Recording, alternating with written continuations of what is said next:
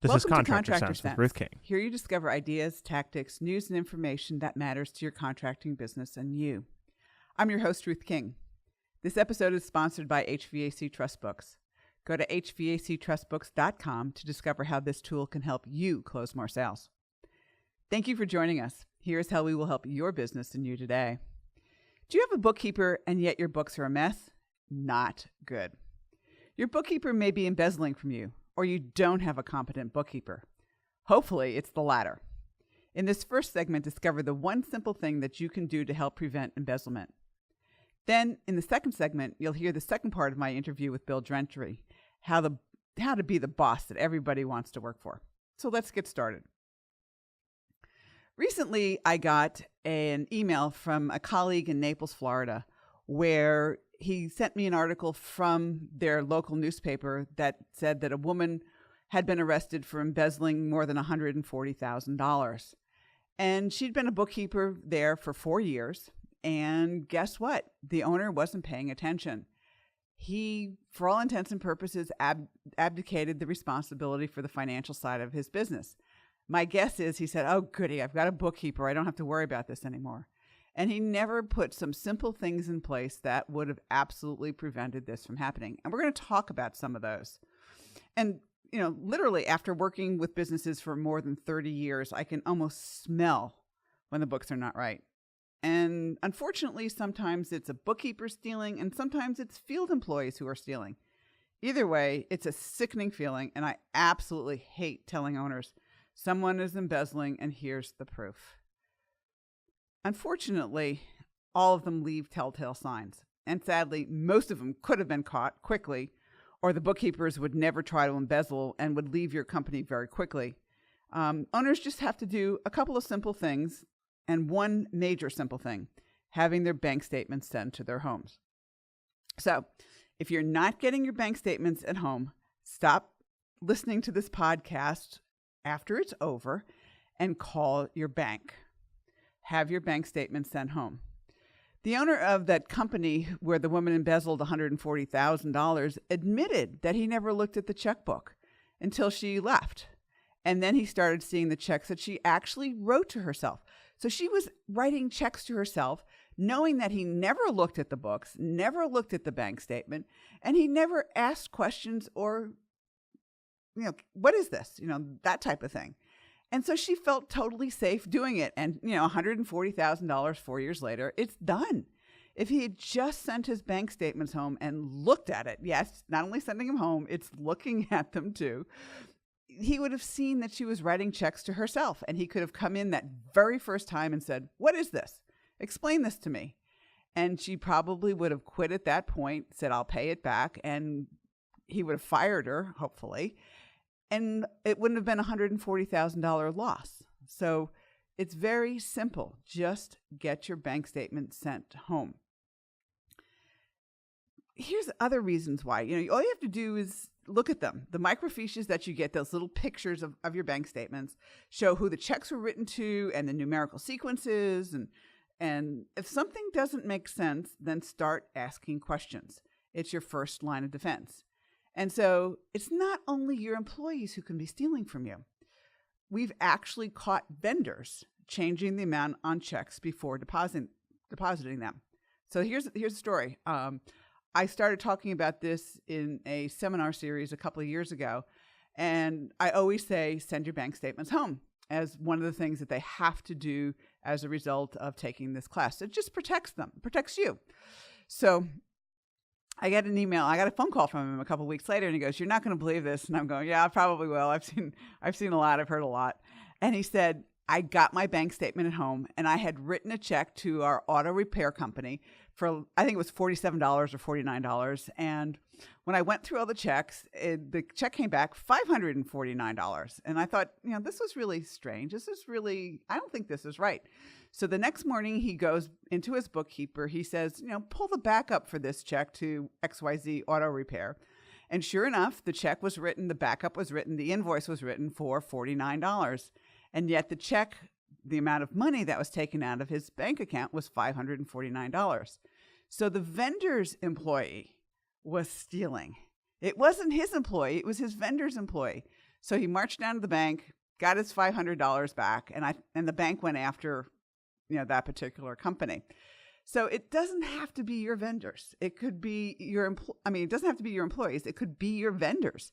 Just pay attention.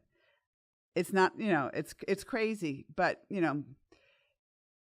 if bookkeepers who are supposedly knowing what they're supposed to be doing, and you're watching the checkbook and you're watching the amounts on the checks and you're making sure that you know who the vendors are, i.e. you're not seeing ABC and ABC Inc. and ABC Corp. And ABC Company, there's only one vendor with ABC, then you've got a little bit, I wouldn't breathe a total sigh of relief, but you've got a better shot at keeping the honest people honest. All right, let's go back. Let's assume that you have a bookkeeper who supposedly knows what he or she is doing and your books are a mess. And the first question you have to ask is why? The bookkeeper should know what he or she is doing, and the books should be clean. They should be readable. If they're a mess, then you may have an embezzler. Because by keeping the books a mess, an embezzler can easily hide his or her actions. You won't follow what's going on in your business, so you probably won't catch the embezzlement. The other thing that's really interesting is if you decide to get somebody to look at your book, somebody like me, and look at the financial procedures and your financial statements, and don't be surprised when the embezzler strongly objects to an outsider reviewing the books. Tough. That should be your first clue that either they are incompetent or they're hiding something. When the outsider does come in, bookkeeper quits, usually with a flimsy excuse. This happens a lot at the same time. So many owners, like that one owner who had the embezzler for $140,000, once they have their bookkeeper, totally abdicate the responsibility for the financial side of their business. As long as there's enough cash, they think they're okay, but many times they are not. Remember that you can delegate the day-to-day responsibility for bookkeeping activities. You cannot abdicate the responsibility for reviewing the statements each month. And if you usually take the time, less than 30 minutes a month, to review your financial statements, you'll know if something doesn't look quite right. So start digging and question the entries. Make sure you send your bank statement home. It's the quickest and the fastest and the first line in the defense to make sure that you help. I've seen my client salespeople struggle when a customer asks why they should use your company rather than your bookkeeper really does your price is higher what he or she is doing the same equipment. Send me an email and I'd be happy to send you the test. I've seen technicians struggle when customers ask them whether they should replace an 18-year-old air conditioner. So email me at Ruth King. And most salespeople and technicians never ask, and I'd be happy to send you the customers are concerned about. Hopefully, yet never ask. You have a bookkeeper who knows what he or she is doing. I found a tool that gives your salespeople and technicians the ammunition. When we get back, we'll have the second part of my conversation. And the tool works with Bill Gentry, so that 68% of my clients are using it to increase sales and referrals. What is it? A trust book with your name on it as the author. When we get right back, more details are at hvactrustbooks.com. You'll have the second part of my conversation. There is only one contractor per area that can get these finding out how to be some areas are already taken. They've gone to my clients. We'll be right back. If you want your area and want to have a tool for your salespeople and technicians to increase referrals and sales, then go to hvactrustbooks.com now and reserve your area. I've seen my clients' salespeople struggle when a customer asks why they should use your company rather than the competition when your price is higher and you both are proposing the same equipment. I've seen technicians struggle when customers ask them whether they should replace an 18-year-old air conditioner. And most salespeople and technicians never ask the one question that most customers are concerned about, yet never ask. Can I trust you? I found a tool that gives your salespeople and technicians the ammunition to answer this question and more. And the tool works. How do I know? 68% of my clients are using it to increase sales and referrals. What is it? A trust book with your name on it as the author. More details are at hvactrustbooks.com. Warning, there is only one contractor per area that can get these great books. Some areas are already taken. They've gone to my clients. If you want your area and want to have a tool for your salespeople and technicians to increase referrals and sales, then go to hvactrustbooks.com now and reserve your area. We are back. Thanks for watching Profitability. I'm talking with Bill Gentry, the author of Be the Boss Everyone Wants to Work For, the great book for first-time managers. So, Bill, we talked about flipping their skill set, flipping their mindset. Now we got to say flip their relationships. Now, where do we go with flip their relationships? That's right. So many of us, as we get promoted into leadership, we were peers with people. We were friends with people. So we're friends with them and peers with them on Friday, and then you become their boss on Monday. Ugh. So, and a lot of them, and I have friends where I work with. You have friends where you've worked with. All of us have friends where they're 8-10 hours a day. We have to make friends in order to survive in organizations a lot. And so how can you go from being a peer or being part of the team to now leading that team, especially with people who your kids might go to school together, your kids might play on the same sports team. You might have them over for a barbecue this past weekend or whatever. You have a long-term relationship, and now you have to be their boss. So how do you flip that script and go, again, it's not about me anymore, and thinking about how can I build this team that I have and not give preferential treatment and not give all those things that some people might think I might be doing just because they're my friends. All right, so how do we deal with that? I mean, you're right. Our kids might be on the same soccer team or softball team or football team.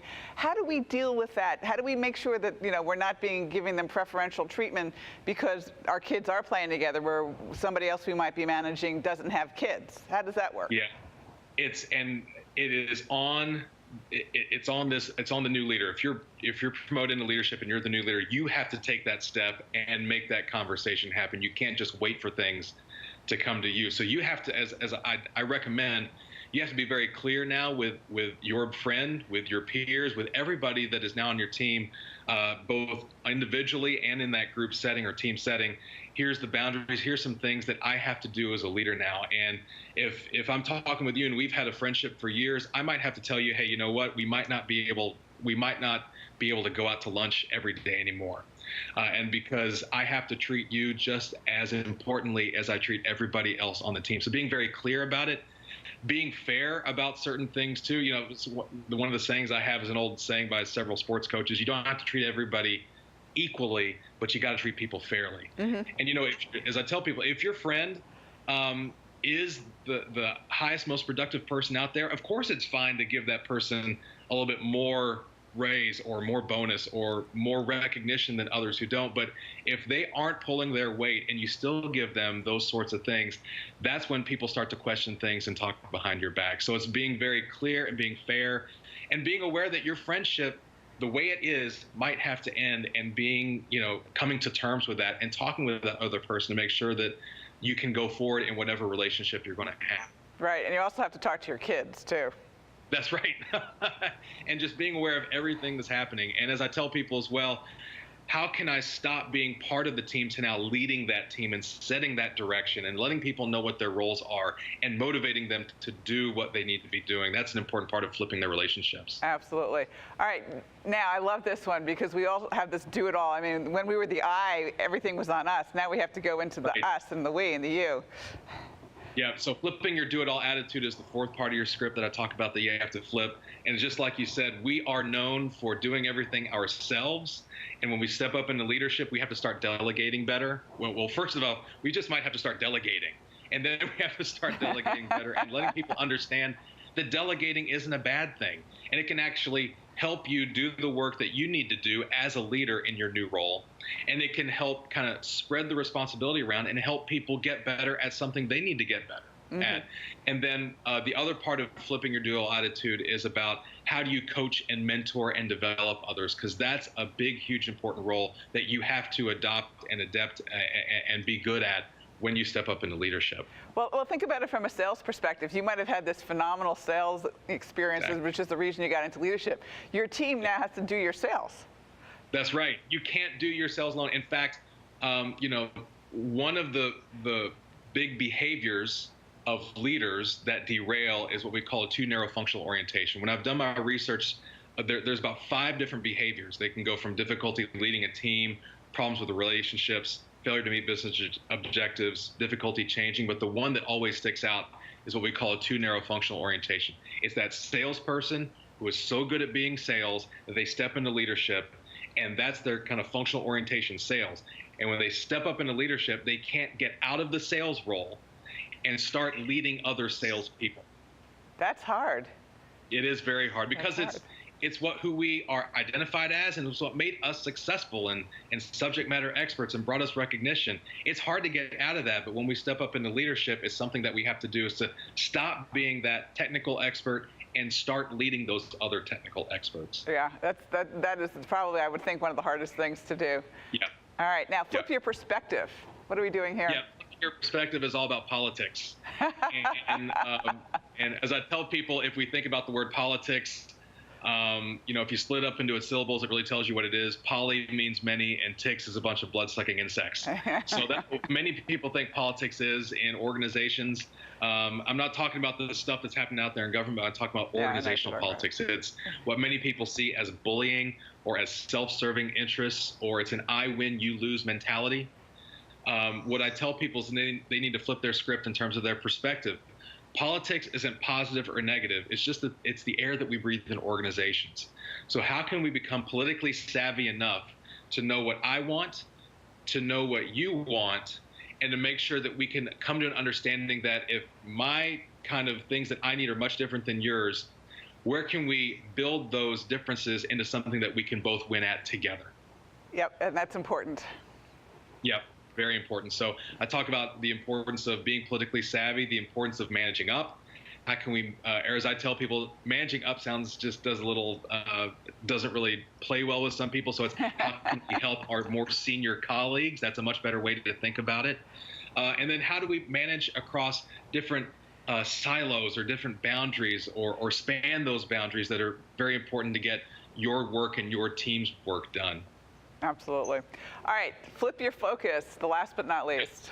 The last is what I tell people is probably the hardest one. It was the hardest part for me to write about, but it's probably the one that's going to bring you the best benefit, especially if you do it right. If you do it wrong, as you'll see and read, it will bring you some terrible things. So it's all about leading with your character and integrity intact.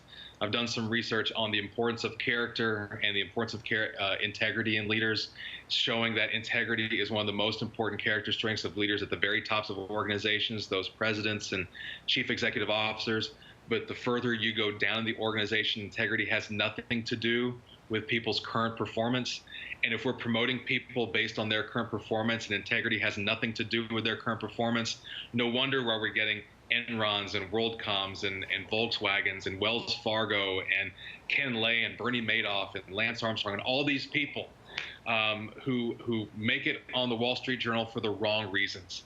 And so if you want to aspire to the top, make sure that you have your character and integrity intact now. So granted, it might not matter much in your role right now, but it's going to be part of your reputation wherever you go. It takes a lifetime to build and a second to totally destruct your career. And if you want to continue to progress and ascend in organizations, that's going to be part of who you are. So you really need to develop it, hold on to it, and cultivate it wherever you are. And saying no sometimes is really, really, really hard. But if you got the integrity and the character, saying no sometimes, you got to do it whether you like it or not. Yes, and as I tell people, it's okay to say no. Yes, you can say no. But whenever you have to say no, it's not just no and that's it. Try to come up with other ways to help that person out so that you're saying no, but giving them other options so that they can do their job better. Absolutely. All right, let's talk a little bit. You used to be at the Center for Leadership, whatever it was. I'm sorry, I don't remember the name of it. Leadership, yeah. So where are you now? I mean, the book is out. You're training on leadership. So what's going on? Yeah, so just a few weeks ago, I had this wonderful opportunity, and I just couldn't pass it up. It was one of those, if you pass it up, you're going to regret it the rest of your life. And I loved the Center for Creative Leadership. It was there over 11 years. But Brene Brown, who's written several New York Times bestsellers, Rising Strong, Daring Greatly, The Gifts of Imperfection. If you look up Brene Brown and her TED Talks on vulnerability, it's probably one of the 5 most seen TED Talks out there.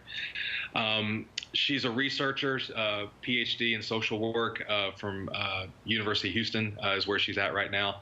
She wanted to help bring her work and her intellectual property and her research to life.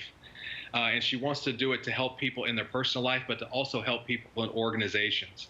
So I became an executive director of Brave Leaders, Inc., which is bringing her work to life in those organizations so we can help build more brave and courageous leaders at all levels of the organization. Very good. All right, and so where do we get Be the Boss everybody wants to work for?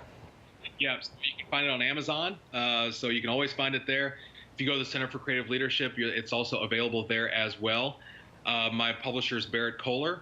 You can find it with them as well. So pretty much every single place you can think about, Amazon, Barnes & Noble, wherever you get your books. You can go to Center for Creative Leadership. You can go to Barrett Kohler. You can find it there as well. You can also look at my website, WilliamGentryLeads.com. Very good. So in our closing minute or so, what would you say the most important thing for first-time leaders is, managers is?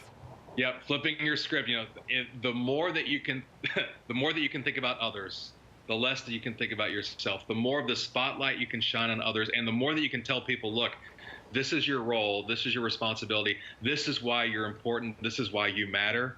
And it's not just mattering to me, it's how your role fits within the team and the mission of the organization, and how your job, without you, we can't impact the world in a more positive place. If you're able to do that, you're going to be much better off as a leader, focusing less on yourself and more on the people that you lead and serve. Very good. Bill, thank you so much for being with us. Be the boss that everybody wants to work for. It's available on Amazon or any place you can find a book. Get it for all of your first-time managers, and don't wait 12 years to give them their first training. They will usually fail by then. Thank you so much for having me. Thanks, Bill. You have a great day, and we'll be right back with your business tip of the day. Here is your business tip of the day. Have a contest in the slowest month of your year. Now, most employees enjoy a challenge. They like knowing where the company is going, what the goal is, and how they fit in. One way to get employees focused on a common goal is to have a contest. February was the worst month with respect to sales and profits for one of the companies that I worked with. We decided to do something about it. So what did we do? We held a contest. The company owner told his employees that if the company reached a certain revenue level, far higher than they've ever reached in that slow month of February, that he would take everyone and their spouses out for a steak dinner and pay for the babysitters. Did they reach the goal? Yes. Everyone enjoyed their steak dinners and the evening out. So if you were thinking that they dramatically dropped their prices to generate the revenue, they didn't. They talked to customers, potential customers, and went through the customer file. Everyone came up with ideas and leads for increasing sales, even if they weren't the salespeople.